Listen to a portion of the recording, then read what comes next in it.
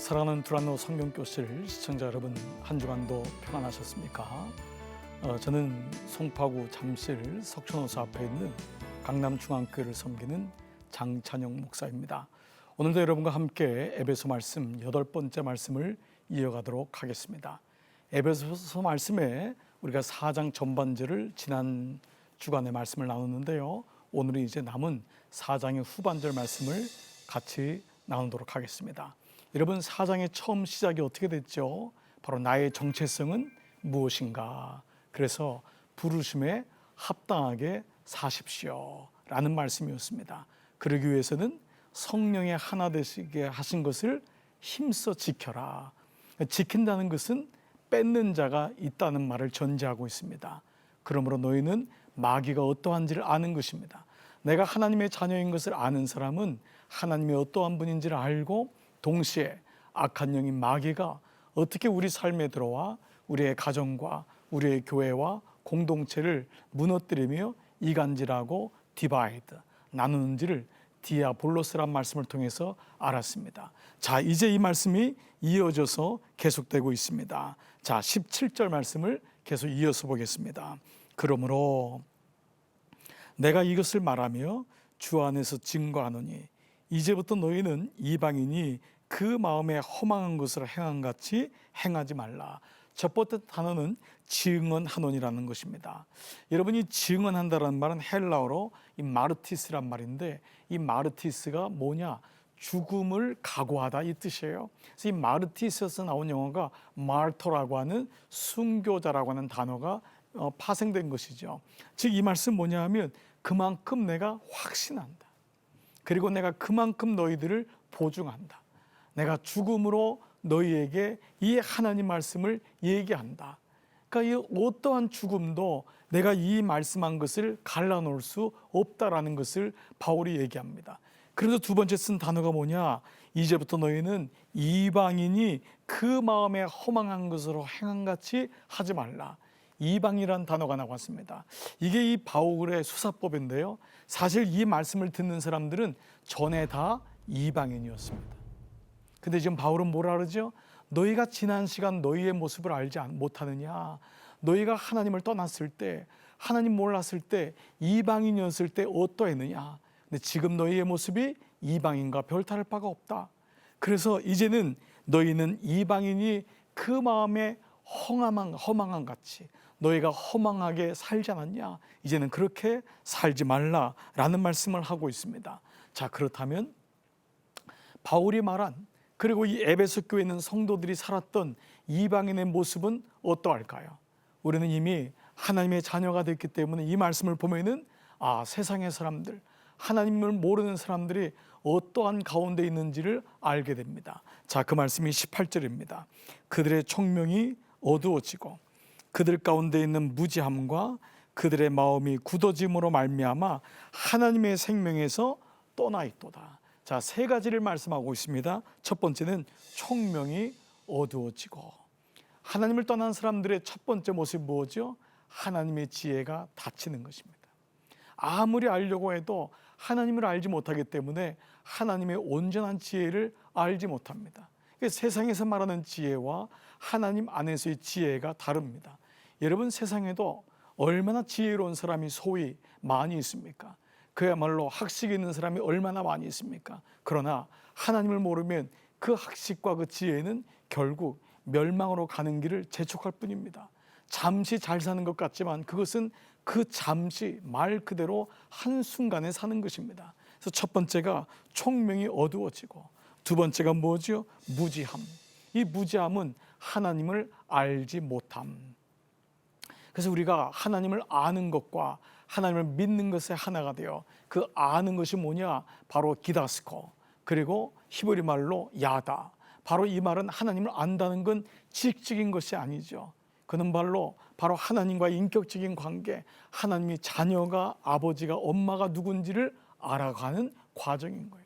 그래서 이것을 무지함, 결국 이방인들은 하나님을 알지 못해요.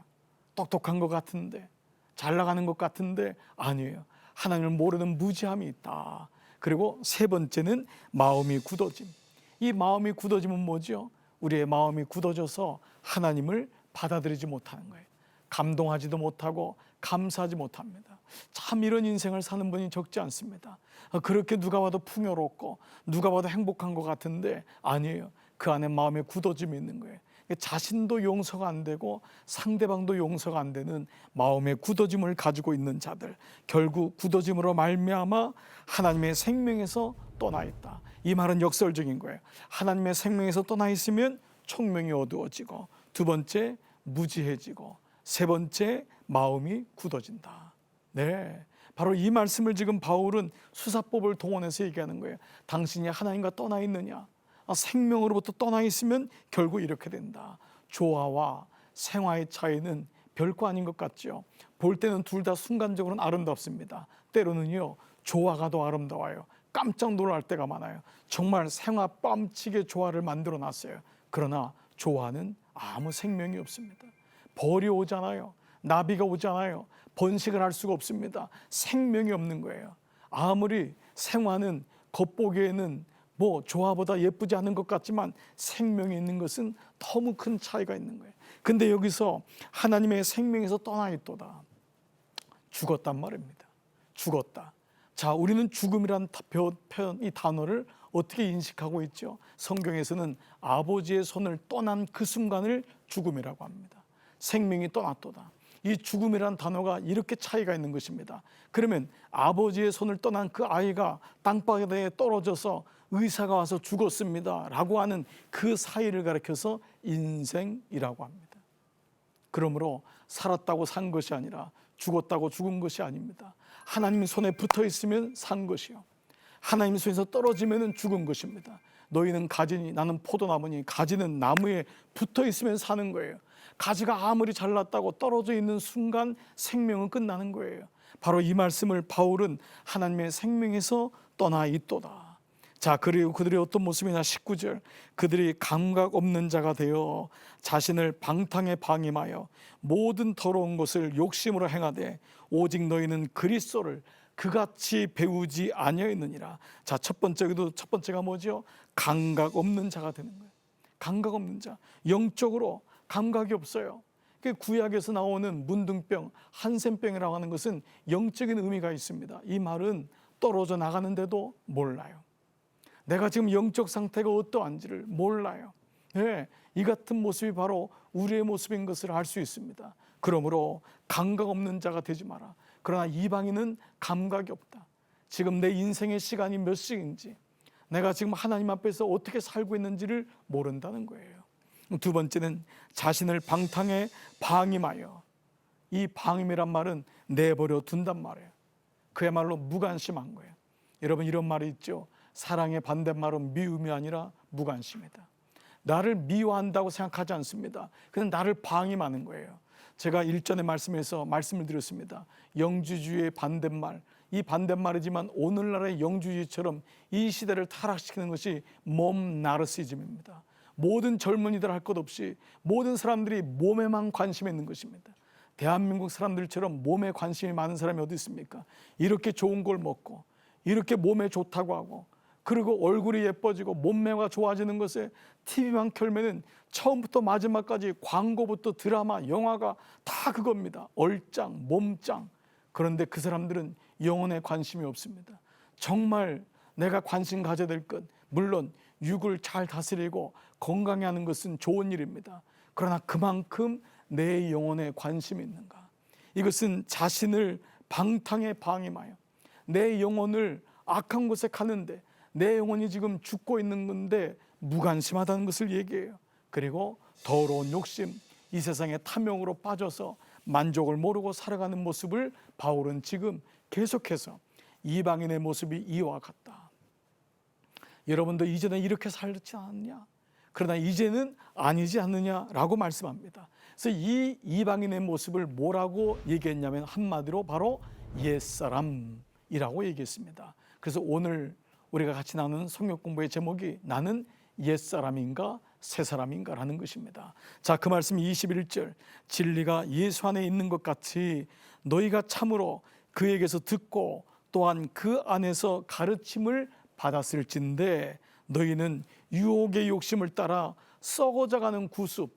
자, 이것이 바로 이방인 때 내가 가졌던 허망한 모습이었어요. 세상의 가치와 세상의 기준을 따라 감각 없는 자, 자신을 방탕에 방임한 자, 세상의 탐욕에 빠져서 만족함이 없는 자로 살았던 구습을 따르는 옛사람을 벗어버리고, 옛사람, 사람은 사람인데 옛날 사람, 이것을 영어로 old self라고 합니다. 이 말씀이 바로 옛자입니다. 구체적으로 옛자, 내가 버리지 못한 옛자, 내가 지금도 가지고 있는 옛날에 살았던 옛자, 하나님 앞에 불순종하고 하나님을 주인으로 모시고 살지 않고 내가 주인으로 살았던 그것이 바로 내 자아가 너무 커서, 내 자아가 너무 커서, 여러분 어느 그 유행가지만 그 유행가 안에 내 안에 하나님이 올 자리가 없는 거예요. 내 안에 가시가 너무 많아서, 내가 너무 작아서 그분이 올 자리가 없다. 원래 그 노래는 유행가가 아니라 원래 복음성으로 불렀던 노래인데 나중에 유행가가 되지 않았습니까? 내 안에 내가 너무 많아. 내 안에 내가 너무 많아. 이것이 내 안에 내 굴복되지 않은, 순종되지 않은 바로 denial, 부인되지 않는 내 옛자, 이 말씀을 하고 있는 것입니다. 우리가 하나님을 모른단 말은 내가 나를 다스린단 말입니다. 내가 주인 되었단 말입니다. 오늘날 많은 그리스도인들조차도 이런 경우가 많이 있습니다. 여러분 어느 날 상담을 하는데 그 아내는 정말 신실하게 하나님을 따르고 살려고 하는데 그 남편은 교회를 다니는데 아내가 보니까 이 아빠가 너무 안타까운 거예요. 저에게 이런 얘기를 하는 거예요. 목사님, 제 남편은 교회만 다녀요. 저는 몰랐어요. 교회를 다니니까 믿음 있는 줄 알았어요. 근데 그 아내는 보니까 여전히 그 남편의 주인은 자기라는 거예요. 자기밖에 모른다는 거예요. 나이가 60이 넘었는데도 자기예요. 그러니까 그 자아가 무너질 때, 예수 그리스도의 십자가를 통과할 때 비로소는 옛자아를 벗어버렸는데 에베소 교회가 바로 그와 같은 모습이라고 할 수 있는 것입니다. 여러분 영어로 교인이란 말을 church go라고 합니다. 교회를 다니는 사람, church go. 이 말은 교회 다닌다는 것은 그리스도인과는 다른 말이라는 것을 명백하게 얘기하고 있습니다. 우리도 그럴 수 있지 않았습니까? 그런 시간을 통과하지 않았습니까? 그리고 지금도 자칫 잘못하면은 그럴 수 있음을 우리는 알고 있습니다. 그래서 내 안에 나를 다스리고 있는 것이 나인지 아니면 그분인지 하나님인지, 말씀을 묵상한다는 건 뭐냐? 그분의 다스리심을 계속 확인하는 과정이에요. 이것이 영성 훈련인 것입니다. 지금 에베소 교회 안에 이 부분이 있었던 거예요. 너희가 이방인으로 하나님 몰랐을 때, 내가 주인 되어 살았을 때 나를 주장하고 나를 지배했던 그 모습, 그래서 이제는 영적 분기점이 필요하다.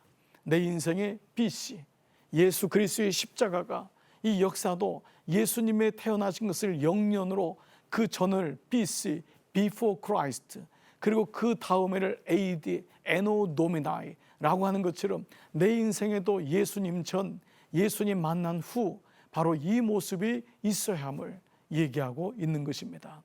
두란노 성경교실 시청자 여러분, 여러분은 지금 어디 있습니까?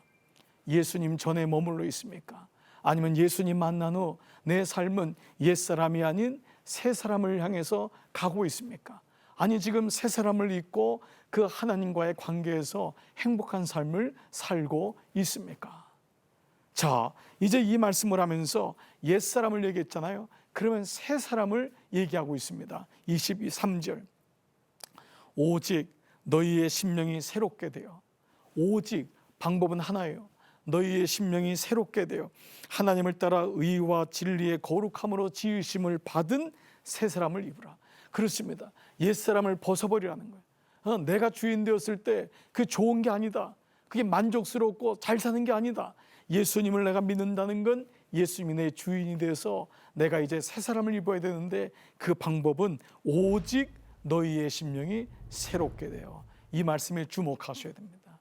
여러분, 내 마음 나도 몰라라고 하는 마음이 있습니다. 마음은 경향이라는 것이기 때문에 마치 이 표현한다면은 액체와도 같습니다. 어디로 흘러갈지 모릅니다. 어느 날은 그렇게 성령 충만한데 어느 날은 구원받지 못한 것 같은 마음이 들 때가 있는 것이 내 마음이에요.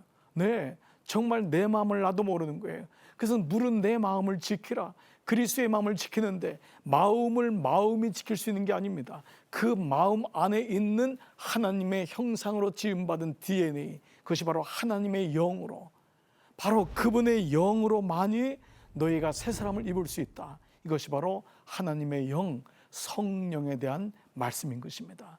그래서 교회론은 성령론과 같이 갑니다. 세 가지론을 기억하는 것입니다. 기독론, 교회론, 성령론. 그 다음에 바로 종말론이 가는 것이죠. 그래서 오늘 이 에베소 4장은 교회론이 자연스럽게 성령론과 맞닿게 되는 것입니다. 이것이 오늘 읽진 않았지만 30절 이후에 보면은 하나님의 성령을 근심하게 하지 마라. 이방인은 결국 하나님의 성령을 근심하게 합니다. 이 말은 내 마음의 근심으로 산다는 거예요. 하나님의 영이 역으로 말하면 근심을 줍니다. 하나님 안에 있지만 늘 마음속에 부대끼고 나를 끊임없이 보채는 이 삶으로 인해서 평안이 없는 거예요. 그러므로 온전한 하나님의 영이 나를 온전하게 지배할 수 있도록 날마다 그분 앞에 가까이 가는 삶, 성화의 삶을 사는 것입니다. 우리는 물론 육체를 가지고 있기 때문에요, 이 땅에서 온전하게 사는 것은 어렵습니다. 그래서 성화의 과정이 필요한 것입니다. 구원을 받았으면 구원을 이루어가는 그 현재 진행형이 주님 오실 때까지, 주님 앞에 갈 때까지 이루어지는 삶이기 때문에 오늘 그 샬롬, 완벽한 하나님의 평화이신 그분을 향해서 나가는 것이죠. 이것을 가능하게 하시는 분이 누구시냐? 바로 성령이시다. 이 얘기를 하고 있는 것입니다. 이런 의미로 본다면은 여러분, 우리는 하나님을 만날 때 경험하는 것이 바로 성령의 기름 부으심입니다. 예수님께서 숨을 내쉬며 가라사대, 제자들에게 가라사대 성령을 받으라. 첫 번째 하신 말씀입니다. 그리고 누가복음 맨 마지막에 사도행전의 1장에서 너희는 예루살렘을 떠나지 말고 내가 너에게 약속한 성령을 받으라. 성령을 받아야지만 그리스도의 생활이, 예수님 안에서의 생활이 시작되는 것입니다.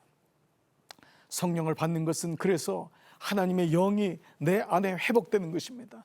내 안에 하나님의 영이 있었는데 이것이 부스팅되지 못한 거예요. 하나님의 영이 올 때 내가 누군지를 알게 되는 마가의 다락방 같은 사건이 일어나는 것입니다. 어떤 사람에게는 마가의 다락방같이 불같이 바람같이 부는 사람도 있지만, 어느 사람에게는 예수님이 세례받을 때처럼 비둘기같이 임할 때도 있습니다. 어느 사람은요, 길을 걷다가 하나님의 임재를 경험하고 성령의 기름 부음을 경험할 때도 있고요, 어느 사람은 아침에 일어났는데 너무 성령님의 임재가 강해서 그때 비로소 하나님이 누구신지를 아는 사람도 있고요, 어느 사람은 임종의 순간에 그 하나님의 영, 압도당할 수 없는 영에 붙잡히는 하나님의 영을 경험합니다. 그래서 모든 사람들의 성령의 기름 부으심은 이래라고 하는 것입니다. 유래성입니다. 그분을 만나는 것입니다. 그분과 결혼하는 것입니다. 그런데 이것이 유지되기 위해서 필요한 것이 바로 성령의 충만인 것입니다. 모든 사람에게 성령의 기름 부으심이 있었는데 기름 부으심은 한 번에 끝나면 안 됩니다. 그분이 내주하시기 위해서 내가 끊임없이 성령님을 초청하고 성령님을 찾고 성령님과 동행하는, 바로 동행의 일기를 써가는 과정, 이것이 바로 성령 충만으로 이어지는 것입니다. 에베소 교회에게 사도 바울은 너희가 성령 받은 것을 기억해라. 그래서 성령을 근심하게 하지 마라. 내가 너에게 성령을 주었는데 왜 너희는 성령 받지 않은 이방인처럼 살고 있느냐? 그리고 성령 받았지만은 낙심하여서 교회를 떠난 사람, 너희는 성령 받은 사람이기 때문에 다시 재충전해라. 그래서 성령을 다시 받아라. 충만하게 해라. 다시 돌아와라. 믿음으로 교회를 세워라. 가정을 세워라. 네, 바로 이 말씀입니다. 여러분, 미국의 영어 속담에 이런 말이 있습니다. 목회자들끼리 하는 말인데, 성령 받지 말고 목회하라. 이게 욕입니다. 성령 받지 말고 목회해라. 이 말은 인간적으로 하다 쓰러져 죽으라는 말입니다. 이것은 목사에게만 해당되는 말일까요? 모든 그리스도인에게 동일한 것입니다. 하나님의 영이 없으면 결국 육으로 삽니다. 결국은 진하게 되고 가라게 되고 쓰러지게 됩니다. 우리는 오늘도 성령님, 나를 다스려 주세요. 성령님, 내 안에 충만하게 거하게 해주세요. 나 주님의 기쁨 되기 원합니다. 바로 이 말씀이 이어지고 있는 것입니다. 자, 그래서 이제 이어지는 말씀이 이 새 사람, 하나님의 자녀된, 하나님이 다스리시는 사람에 대한 모습이 나오고 있어요. 근데 흥미로운 거는요, 25절부터 32절 마지막까지인데 이게 다 관계에 대한 다른 사람과의 말씀인 거예요. 즉 성령 받은 사람의 특징은 뭐냐? 나와의 관계가 이미 이제 해결되겠죠. 그리고 이것은 어디서 드러나느냐? 바로 다른 사람과의 관계에서. 오늘날 교회 안에 나는 성령 받았는데 다른 사람하고 너무 껄끄러운 거예요. 너무 힘든 거예요. 이건 자기를 다시 봐야 됩니다. 오늘 교회론의 말씀에서는 이걸 가르쳐서 관계 영성이라고 합니다. 그 사람의 관계가 어떠하냐? 첫 번째는 자기와의 관계, 물론 하나님과의 관계, 그리고 자기와의 관계, 그리고 그 자기와의 관계 속에 하나님을 영접한 사람은 그것을 리트머스 용지로 어떻게 확인할 수 있느냐? 다른 사람의 관계입니다. 다른 사람을 품는다는 건 어렵죠. 다른 사람을 이해하고 용납하는 건 어렵죠. 그래서 십자가가 필요한 것입니다. 끊임없이 자기를 부인하고 자기를 죽이지 않으면 남편도 이해될 수가 없고 내가 낳은 자녀도 안을 수가 없습니다. 그래서 다른 사람과의 관계 속엔 바로 하나님의 성령이 필요하다. 강해지면 그때부터 싸나워집니다. 그때부터는 다른 사람을 마구 짓밟는 일이 일어납니다. 교회도 마찬가지입니다. 교회는 약할 때 하나님의 은혜가 있었습니다. 오늘날의 한국 기독교의 약점이 너무 강하다는 것입니다. 너무 거칠어요. 너무 사나워요. 그래서 가만히 있지를 못합니다. 조금의 불이익을 당하거나 조금의 손해를 봐도 참지를 못합니다. 이런 의미에서 본다면 에베소 교회는 오늘 성령의 은혜를 통해서 다시 자기를 돌아보고 사랑과의 관계 속에서 하나님을 의지하라고 하는 이 음성을 듣게 됩니다. 25절 그런즉 너희는 거짓을 버리고 각각 그 이웃과 더불어 참된 것을 말하라. 이웃과 더불어 살라. 이는 우리가 서로 지체됨이니라. 지체란 건 뭡니까? 팔, 다리 모든 것이 다 지체입니다. 이 지체가 힘들다고 떨어져 나가는 것이 아닙니다. 같이 가는데 아껴주라는 것입니다. 목이 이 팔 보러 다리 보러 너는 별로 신통치 않다. 새끼발가락 보러 너는 보이지도 않는구나. 그게 아니라는 것입니다. 서로 위해주고 서로 치근히 여기고 그와 함께 가라. 26절부터는요 분을 내어도 죄를 짓지 말며, 이 분이란 건 이 교회 안에 이런 분이 많았던 거예요. 그래서 이것이 죄가 되고, 그래서 해가 지도록 품지 말고 마귀에게 틈을 주지 말라. 이런 부분들이 계속 교회 안에서 있었던 거예요. 계속해서 분을 품는 일이 일어났어요. 29절에는요 무릇 더러운 말은 너희 입 밖에도 내지 말고 오직 덕을 세우는데 소용되는 대로 선한 말을 하여 듣는 자들에게 은혜를 끼치게 하라. 에베소 교회에 말을 함부로 하는 자들이 있었던 거예요. 말은 쟁반 위에 담긴 금사가 같습니다. 그러므로 말 하나만 잘해도 그 사람의 마음을 만져줄 수 있고 분위기를 화해하게 할 수 있는데 아픔을 주는 사람들이 에베소 교회에 많았던 것 같아요. 그래서 오직 덕을 세우는데 더러운 말은 입 밖에도 내지 말아라 라고 하는 표현을 쓴 것입니다. 그런데 결론적으로 이것을 가능하게 하시는 누구십니까? 바로 성령님이에요. 이것이 바로 30절에 하나님의 성령을 근심하게 하지 말라. 이 근심이란 말은 타라소라고 하는 헬라어인데, 타라소는 흔들다, 마음을 아프게 한다. 그래서 성령님 안에 있는 사람은 하나님 마음을 아는 거예요. 하나님 마음이 얼마나 아플까? 우리 교회를 보면서 하나님 마음이 얼마나 아플까? 내 아이를 보면서 하나님 마음이 얼마나 아플까? 이게 엄마의 마음입니다. 아버지의 마음입니다. 그러나 아이들은 그 마음을 몰라요. 엄마는 아이를 보면 웁니다. 왜냐하면 그 마음이 느껴지니까. 그래서 이 마음을 알고 성령을 근심하게 하지 말고 성령 안에서 하나가 되라. 마지막 말씀은 31절 너희는 모든 악독과 노함과 분냄과 떠드는 것과 비방하는 것을 모든 악의와 함께 버리고 서로 친절하게 하며 불쌍히 여기며 서로 용서하기를 하나님이 그리스도 안에서 너희를 용서하신 같이 하라. 마지막 말씀이 바로 용서라고 하는 것입니다. 성령 안에서 내가 옛사람이냐 새사람이냐를 알 수 있는 마지막 리트머스가 뭐냐? 용서, forgiveness, 용서란 단어입니다. 사랑하는 여러분, 여러분 안에는 이 아름다운 하나님의 일들이 일어나고 있습니까? 하나님의 이 성품들이 있습니까? 나는 여전히 옛사람입니까? 여러분 새사람입니다. 이제는 새사람답게 살아가는 것입니다. 누가 가능하게 하십니까? 성령님이십니다. 부단히 성령님과 하루하루 걸어가십시오. 그리고 성령님께서 말씀하시는 대로 살아보십시오. 나를 부인하고 날마다 나의 십자가를 지면서 기쁨으로 주님 앞에 가보십시오. 하나님께서 우리를 새 사람으로 지으셨습니다. 이 새 사람의 은혜가 오늘 이번 한 주간도 여러분과 함께 하시기를 축복합니다.